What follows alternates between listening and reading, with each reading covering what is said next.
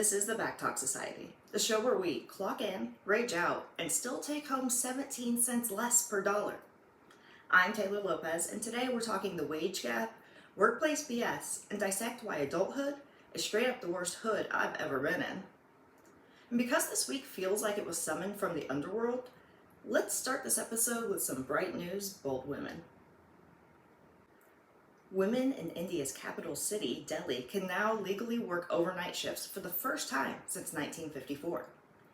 Nothing screams modern like waiting 70 years to allow women to work the shitty graveyard shift. A 10-year-old girl from London has become the youngest girl ever to defeat a grandmaster in the last round of the 2025 British Chess Championships.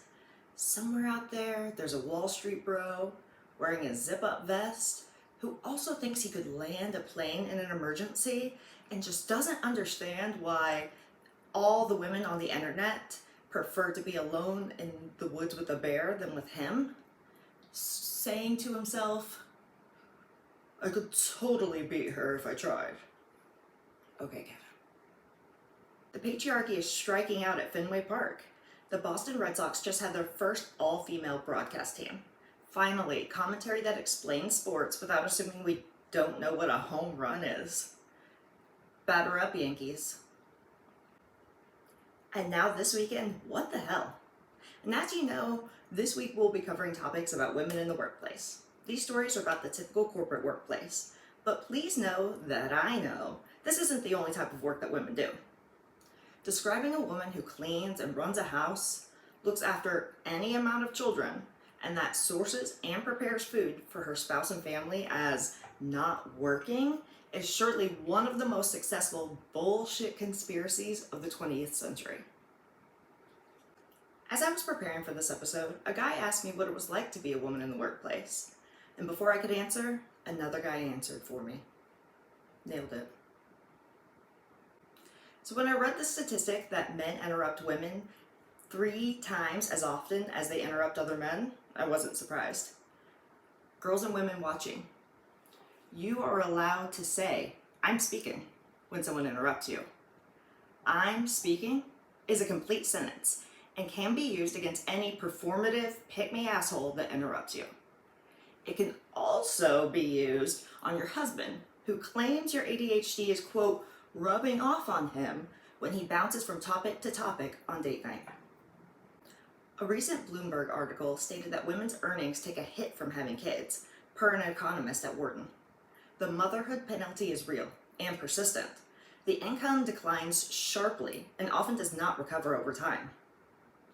This wage penalty contributes substantially to the gender pay gap, which is widening worldwide. In the US and UK, being a mother can lead to a 30 to 40% reduction in lifetime earnings. 30 to 40%. Lifetime. In Germany, Austria, and Switzerland, the impact can exceed 50%. Australia is looking to do something about this for their women, though. The country just turned gender equality into a workplace requirement.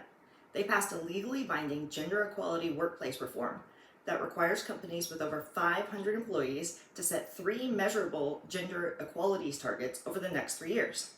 This will address areas like pay transparency, workforce diversity, parental leave, and harassment prevention. Non-compliant companies will lose access to government contracts and be publicly named. Consequences and public shaming? Don't threaten me with a good time. And while I love that for our Aussie sisters, women here in the US are creating workforce headlines for a totally different reason.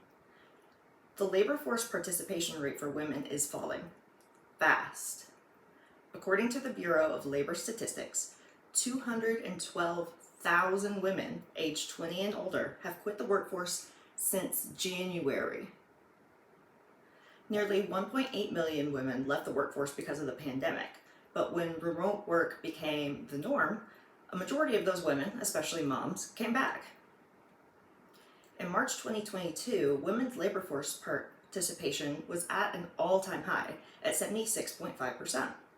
Now, as of July 2025, that rate is down to 67.7%. mass return to office mandates, which affect working moms the most, and a lack of paid parental leave or affordable childcare, is causing many women and families to have to choose between a career and motherhood. And let's say you fight to keep your work from home status or work at a hybrid schedule with your employer, which is great. But women are being punished for that flexibility by losing out on promotions and job stability because they're not getting face-to-face time with their managers. Are you thoroughly pissed off yet? No? Well, gird your loins, because I'm about to give you a pretty hot take. I am actually pro gender wage gap. Like, fully support it. We have to pay a beauty tax. Think hair, nails, makeup, and nice clothes just to be taken seriously. We have to spend extra money on Ubers and taxis because God forbid we walk alone at night without the fear of rape or murder. And let's not forget periods, pads, tampons, new underwear and sheets when you bleed through the old ones. I have an extra monthly expense just for being female, so pay me accordingly. And now for our final segment of the week, Ask a Feminist.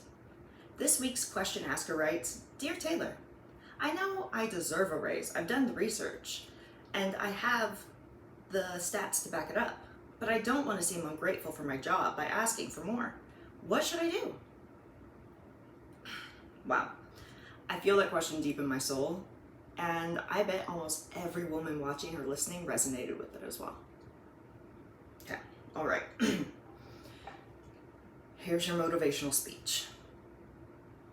That raise you want? Ask for it. The promotion you deserve? Ask for it. We are living in a world where multiple white male actors own cell phone provider companies. The job you want to apply for, but it says you need 4 years of experience and you only have 3, apply anyway. Do you think the guys that stormed the Capitol had 4 years of experience before rioting on January 6th? No. They're all walking around free right now anyway. Stop worrying about looking silly or cringe. Our society is way past that. The President of the United States has his own cryptocurrency. So don't think about shame. Just get out there and shoot your shot, no matter how stupid you think that it seems. And next time you're worried about asking for too much money, think about this. Think about how raspberries have the audacity to cost $7 for one 6-ounce container. Ladies, let us all have raspberry confidence. This has been the Back Talk Society. Remember, don't work for exposure unless it's exposing the wage gap. Hit subscribe, join the Substack, and I'll see you next week. Same time, same rage.